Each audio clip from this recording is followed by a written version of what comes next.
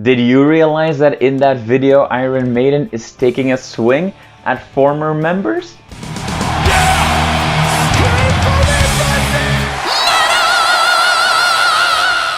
Hey everyone, welcome to the channel. My name is Belgian Jasper. If this is your first time on the channel, hit subscribe right now. We have a new Iron Maiden album, everybody. Time to celebrate. In fact, in the latest Three Amigos podcast that I do with my buddy JP Ravel from Piece of Maiden and Andrzej Zaretsky from Toronto's prog band Drift Class, we spent a lot of time dissecting the album song by song. Check out that video in the link here or there or whatever.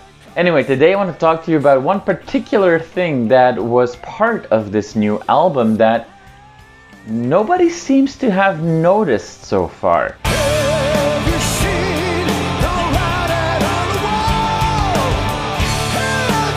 Over the summer, we obviously had first the release of The Writing on the Wall, the first single, and this single was accompanied by an amazing animated video that was just completely filled with references to the rich history of Iron Maiden. You can find a ton of articles and videos online from people listing, all the references that they found.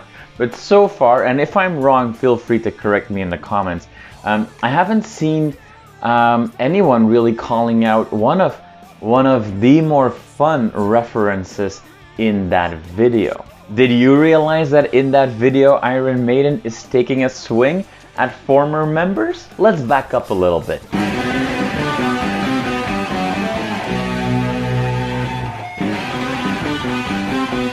A lot of people have compared that video with the artwork for the Somewhere in Time album, which was also packed with references to earlier material.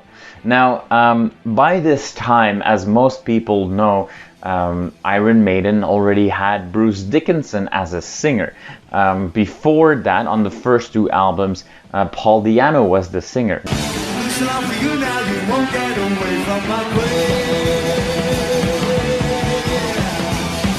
Now, at the end of Paul's tenure with the band actually had a little bit of fun with their artwork.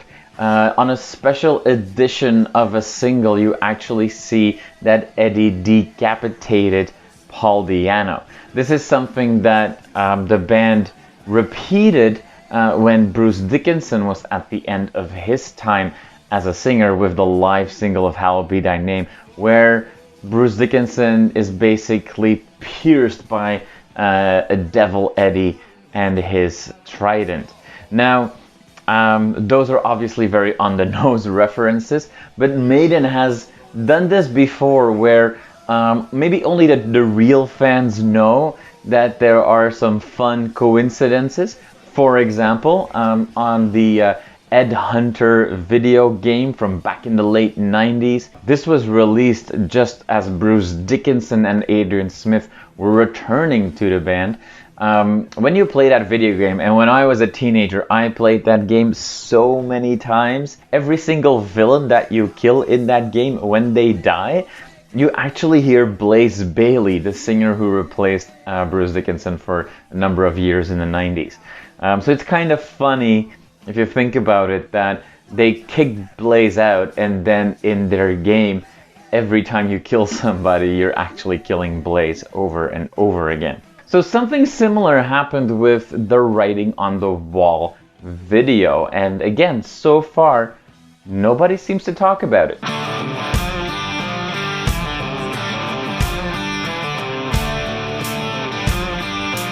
So in the video, basically, mankind is completely collapsing, and there is this gated area, some sort of a decadent palace where the elite are partying while the rest of the world is basically falling apart. This palace is guarded by a number of anonymous henchmen who seem to be doing the bidding of whatever's evil in the world. These are clearly not nice people, and they have a very peculiar uniform. Now, have you seen those characters before? The outfit that they're wearing is clearly inspired by, you know, the Ned Kelly gang from Australia about 150 years ago. You know, basically bad people protecting themselves with metal plates and big metal helmets. But you know what? Real Iron Maiden geeks have seen this before.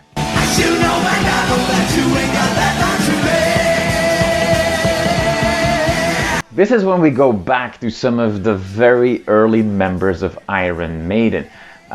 We already referenced singer Paul Dianno before. Now, on the first album, before Adrian Smith joined Iron Maiden, the second guitar player was a guy called Dennis Stratton.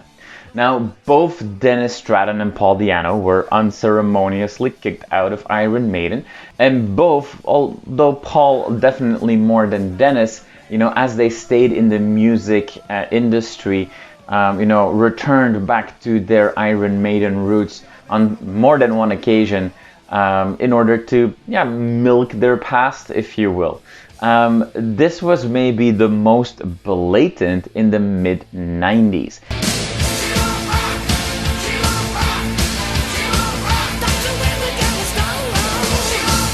In 1995, Paul Dianno and Dennis Stratton recorded an album together. This album was called The Original Iron Men. Not very subtle. Now keep in mind also that in 1995, Iron Maiden is going through somewhat of an identity crisis. These are the early years of the Blaze era. Bruce Dickinson has left the band. And I guess this just felt like the right time for the old members to, you know, get some traction with old fans that were hoping to hear more of the old school sound and capitalize on that. Actually, that album was followed a year later by The Original Iron Men 2. These albums are not bad at all. There's good songs on there. But if you've never heard of The Original Iron Men and you have watched the video for Writing on the Wall, let me show you the cover art of those original Iron Man albums. Yeah, that would be a little bit too much of a coincidence that these evil henchmen without a face just happen to look exactly like the characters on this album, particularly in a video where every shot is basically a collection of references to Iron Maiden's history. So what does this really tell us? Well, I'm sure there was no real harm intended, but I thought it was a fun jab at Dennis Stratton and Paul Dianno, who had the audacity in the 90s to call themselves the original Iron Men.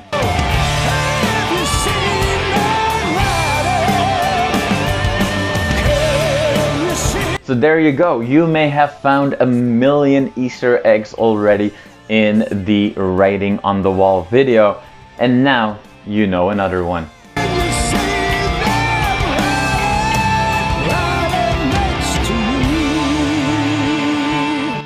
You are awesome for watching this video. Click right here to see more content like it and subscribe to the channel.